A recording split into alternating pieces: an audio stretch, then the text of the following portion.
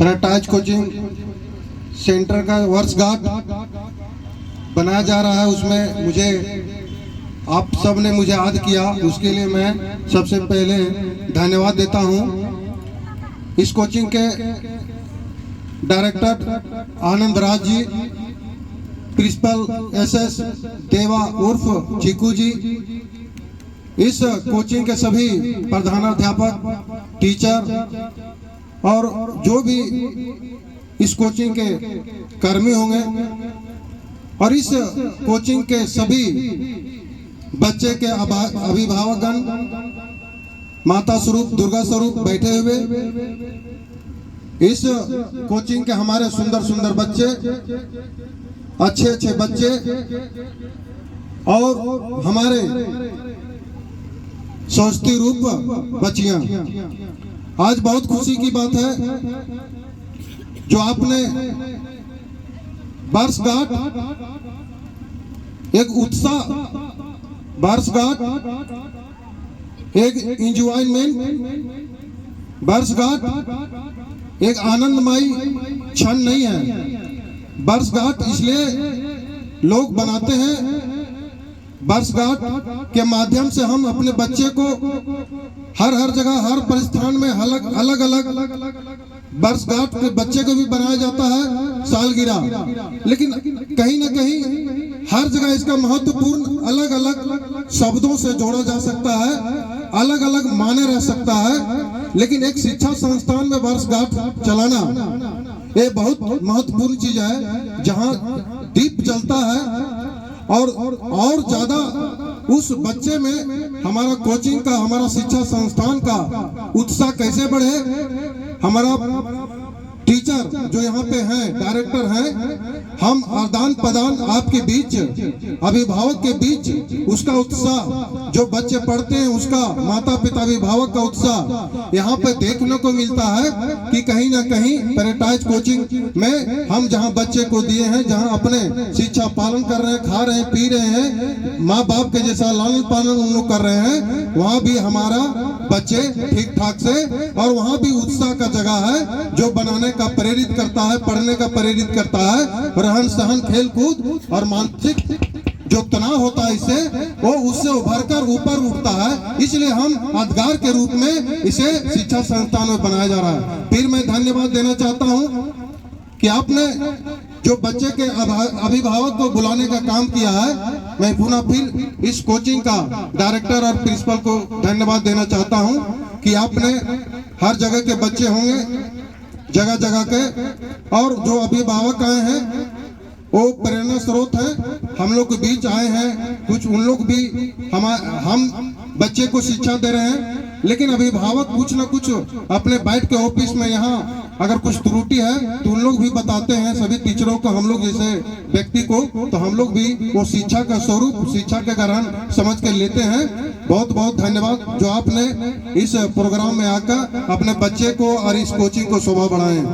मैं कहना चाहता हूँ, कभी कभी किसी भी संस्थान में कोई कमजोर कोई संस्थान नहीं होता, वो शिक्षा के माध्यम में कोई किसी से पुअर नहीं होता, कोई किसी से, जैसे कहते हैं, पढ़ने में कोई कमजोर नहीं होता बच्चे, लेकिन कहीं ना कहीं कभी देखते होंगे कि एक मायूस बच्चा कभी कभी नंबर 1 नंबर कम लाता है, 2 नंबर कम लाता है, तो कहीं ना कहीं उसका तनाव बढ़ता है।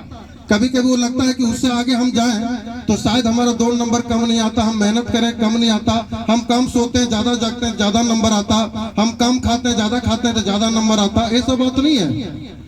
कभी कभी देखते होंगे कि दौड़ में बहुत से बच्चे दौड़ते हैं, बहुत से व्यक्ति दौड़ते हैं, दुनिया भी बहुत है, लेकिन इंडिया भी बहुत दौड़ रहा है, लेकिन आज तक देखते हो किसी किसी नंबर में 22, 23, 24, 25, 30 में था और 87, 100 में था, लेकिन कहीं ना कहीं देखे प्रयास अभिभावक इस देश का बनो, कोई नहीं कोई अभिभावक बनते रहता है इस देश में, वो कुर्सी के माध्यम से, और इसी तरह देश चलता है। लेकिन कहीं ना कहीं देखते होंगे कि अभिभावक का नजरिया अपने बच्चे पे, अपने देश पे, ओकरा कंपैरिजन करिए तो उसी कंपैरिजन में एक अभिभावक अपने बच्चे को, उसको समझिए कि हमको किस तरह उसको उठाना है, किस तरह दिमाग में उसको ऐसा चीज देना है।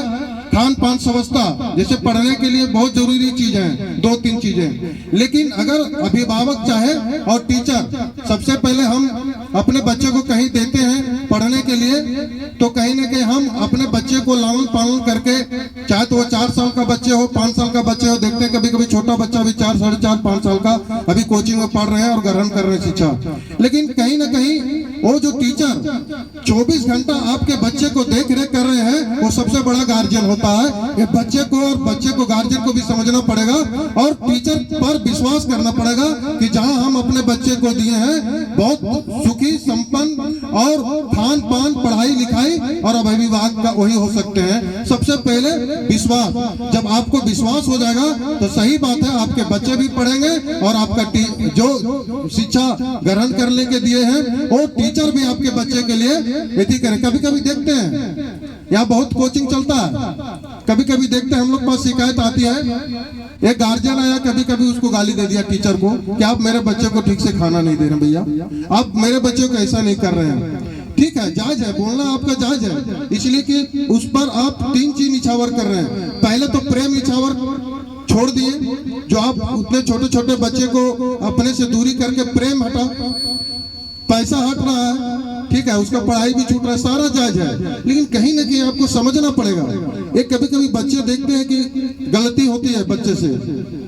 तो टीचर कहता है, सोचता है क्या करें, तो कहता है कि मार दिया जाए कि छोड़ दिया जाए, बोल तेरे क्या सलूक किया जाए। टीचर सोचता है, एक बार जोरदार तालियों के साथ, कि छोड़ दिया जाए, बोल तेरे साथ क्या सलूक किया जाए, ये टीचर सोचता है। लेकिन कहीं कहीं उसका भाव अलग होता है कि एक बच्चे को अगर मारता है तो सही बात, कभी कभी देखते हैं हम लोग भी अपने बच्चे को मारते हैं तो शायद जिसमें गुस्सा आता है या गलती उस तरह को होता है, मारते हैं तो कभी कभी लगता है बाद में 10 मिनट 15 मिनट 1 घंटा के बाद कि शायद अपने बच्चे को या उस बच्चे को नहीं मारते हैं तो हमारा माने उसका जो दिमाग है, टीचर का भी दिमाग कभी कभी उस बच्चे पे जाते हैं और कहता है कि गलती तो छोटी थी, लगता लगे एक थप्पड़ मार दिए, हमको बहुत गिलानी आ रही है। तो कभी कभी दर्द महसूस टीचर को भी होता है, दर्द महसूस उस व्यक्ति की भी होता है कि कभी कभी दूसरे पर थप्पड़ चलाना पड़ता है या छड़ी चलाना पड़ता है। तो उसमें अभिभावक को कभी कभी देखते होंगे, उसको भाव देखिए आप, उसको भाव देखिए कि उस टीचर का भाव क्या था और उसको पीछे क्या भाव था, उसको मारने का रीजन क्या था।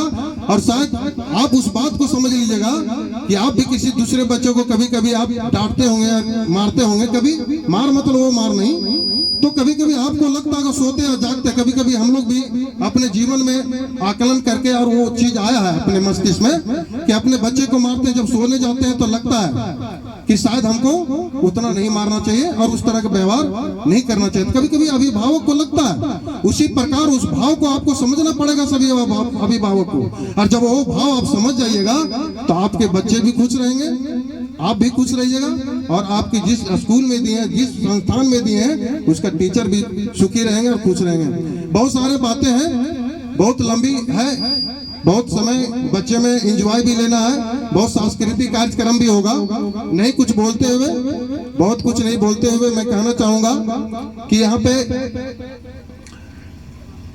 सूरज जब निकलता है तो उसका खूबसूरती बहुत रहता है, लेकिन धीरे धीरे आप देखते होंगे जब ऊपर की ओर जाता है, मध्य में आता है, तो वही सूरज, वही व्यक्ति, वही सूरज है मेरा जो आसमान में है, वही व्यक्ति हम हैं, लेकिन उससे कतराते हैं खड़ा होने से। सूरज वही है, सुबह का देखिए और शाम को देखिए आप।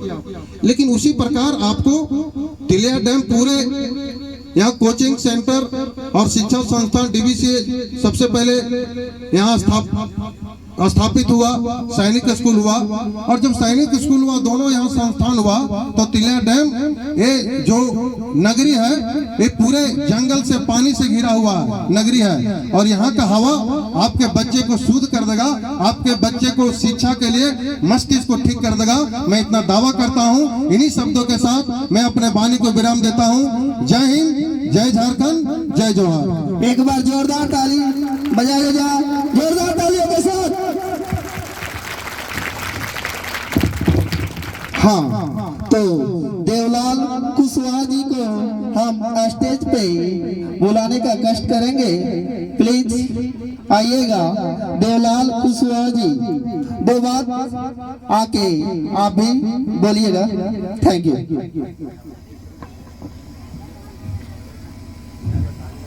आज पैराडाइज कोचिंग में स्थापना दिवस के शुभ अवसर पर इस पंडाल में उपस्थित हमारे बड़की धमरा पंचायत के मुखिया बड़े भाई सरजू वर्मा जी और उपस्थित इस कोचिंग के जितने भी शिक्षकगण, शिक्षिकाएं और संस्थापक और दूर दराज से आए हुए गार्जियन, हमारे माता बहनों, आप सबों को मेरे ओर से हार्दिक अभिनंदन। और साथ ही साथ यहाँ भी जितने बच्चे और बच्चियाँ पढ़ रहे सबों को मेरे ओर से हार्दिक अभिनंदन, मैं स्वागत करता हूँ। बहुत अच्छा सोच है इस कोचिंग के डायरेक्टर प्रिंसिपल को।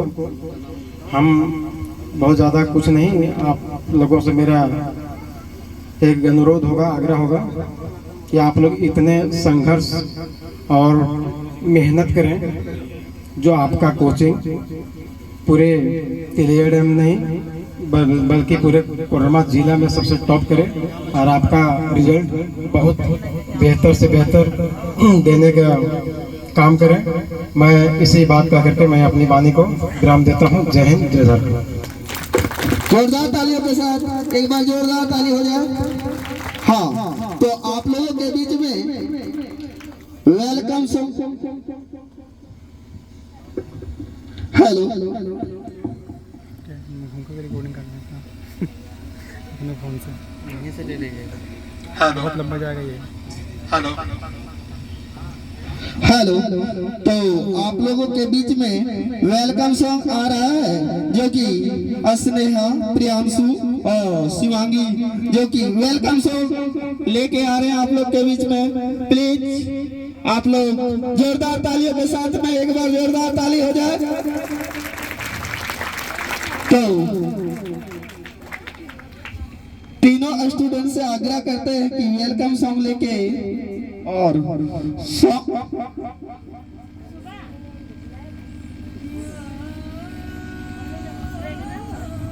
हेलो,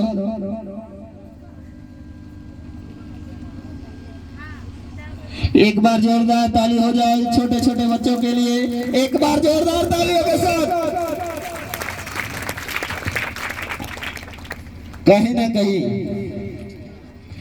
इन लोगों को आप लोग को मनोबल बढ़ाना है। जोरदार तालियों के साथ एक बार हो जाए छोटे छोटे बच्चों के लिए। वेलकम सॉन्ग आप लोग के बीच में लेके आए हैं, एक बार जोरदार तालियों के साथ में हो जाए।